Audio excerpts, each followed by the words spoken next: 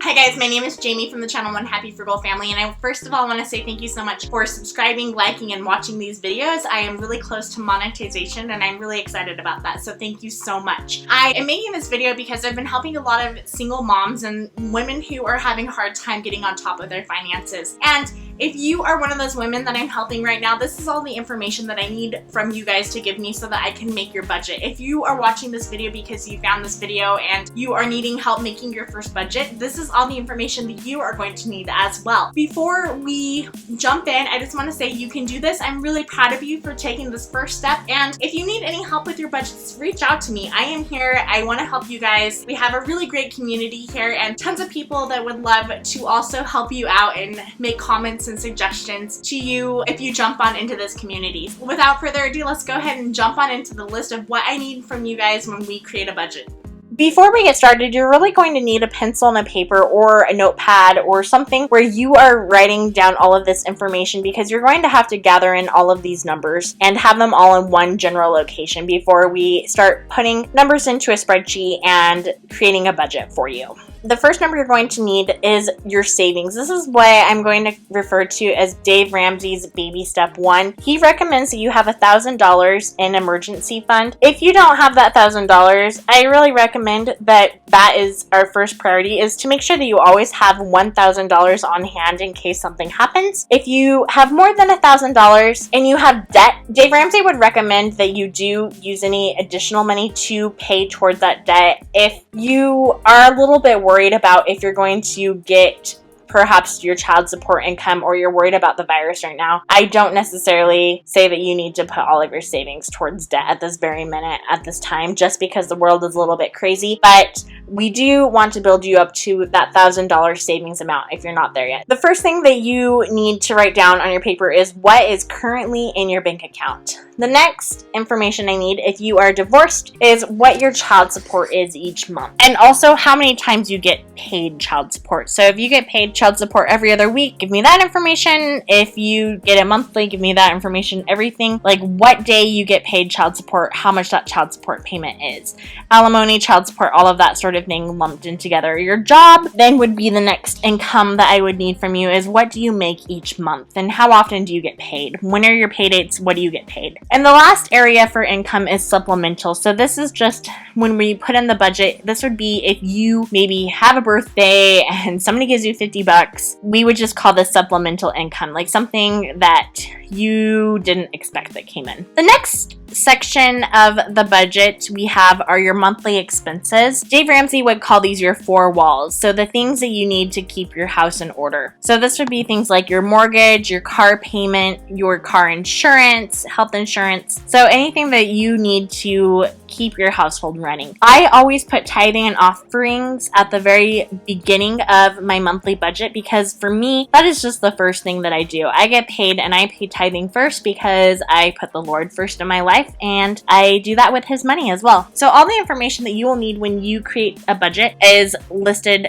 here, and I'll just read it off, but you'll probably need to make a little note on your pen and paper and write all of this out so that you have it all handy for when you plug in your numbers into a budget. So you're going to need what your mortgage payment is and when it is due, what your car payment is, when it is due, your car insurance, health insurance, your power, cell phones, internet, water. Now for your groceries, the best way to figure out how much money you will need for groceries is by looking at your spending at all the grocery stores in the last 3 months and do an average of your spending for those last 3 months, and that'll tell you about how much money you're spending on groceries each month. Same thing for your gas. Look at all of your spending, get your debit card out, your credit card, whatever you are putting all of your payments on, and total all of those for each month and then divide it by 3. The average of those will be about how much we're going to budget. This last line item that I have for your monthly bills is called Murphy Moved In, and it is just as Dave Ramsey says. It's like whatever can go wrong will go wrong, Murphy's Law.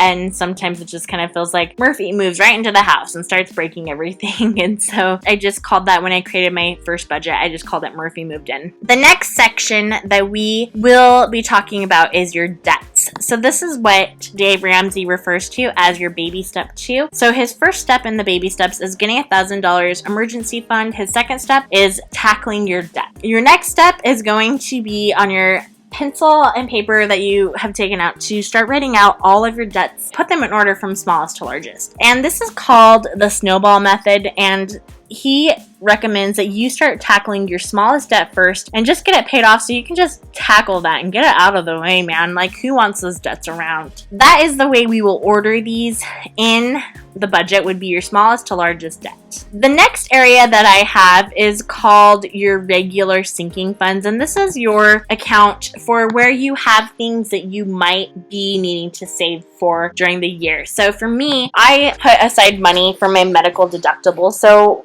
I would like to know, how much is your medical deductible? So if you know that your deductible is $2,500 a year, then in theory, I want to have that much money in my bank account so that I know I can at the very minimum meet my medical deductible in a year. Next would be if you want to create a sinking fund for your car. For example, if you know that you need to get new tires, then a sinking fund would be money where you might say, I'm going to put $20 aside each month until I have $300 to go buy a new car tire, or whatever it is. If you have some sort of thing that you have coming up, how much money do you want to set aside for that? Does your pet need shot? I'm going to say, I put dog in there because I have a dog, but I'm going to change that to pet. Does your pet need anything? Does your pet have any sort of upcoming things that might be in the future? A subscriber of mine actually recommended, and I thought it was a really good suggestion, to start creating a sinking fund for backup child support. So just in the off chance that you do not receive a child support payment on time, you have that child support in backup, which I really, really like the idea of that. And just because you hear stories all the time about men who are behind on their child support, and what a cool thing would it be to be proactive enough to start stashing aside money so that if there is a late payment and you're relying on that money, you will have enough money in place of that child support to take care of your immediate needs. The next account would be yard care. Next is prescriptions. If you have a prescription that you need to pay for every 3 months or something like that, this is where you're going to set aside money each month to specifically pay for that. I have an account called Children's Needs, which covers any sorts of classes, educational needs, any sort of thing like that. I have a babysitting account set up for when I need to pay babysitters for when I'm teaching swimming lessons. I have an account set up for clothing and hair, dental, vision, and food storage. So these are all ideas of things you can put in your sinking funds. Like if you have something coming up, this is where you would start saving for that. For example, if your roof needs to be replaced, this would be where you would start putting that savings aside so that when that happens, you are prepared for it. The next area that I have is called leisure sinking fund. This category is for things that, honestly, if it were to not be funded, it wouldn't necessarily die, right? My family will still be just fine if we can't go on a family vacation, for example. Those things are nice, but they're not necessary. So this is where I would start saving for the fun things in life. This is where you think about how much money would I like to set aside into an account for family vacation? How much money would I want to set aside for Christmas, for house wants, like I want to update my curtains or something like that. And electronics, health, fitness, birthdays, holidays, eating out, your mad money, family fun, and reunion. So these are just some categories that I have. You can create whatever you want in your leisure sinking funds. This might be children's sports. This might be, you know, whatever you feel like is an elective activity that you would not, it's nice to do, but it's not necessary. Moving on, we have what is known as Dave Ramsey's baby step 3, which is your emergency funds. If you're debt free, then your next big savings goal would be to have 3 to 6 months savings and emergency fund. And when I talk about savings, I mean how much for your monthly bills. You want to have 3 to 6 months worth of money for your 4 walls. So what you would need to pay for whatever you would need in a month. And then moving down, we also have retirement. So how much money you have in your retirement, and then if you plan to put money into a college or a mission fund for your kids. Dave Ramsey's baby step 4 is your retirement, and Dave Ramsey's baby step 5 is where you would do your savings for your children's college or if you want them to go on a church mission. So that is the basic budget, and this would be everything that you would need to sit down and actually create a budget that would work for you each month. I hope you found this information useful.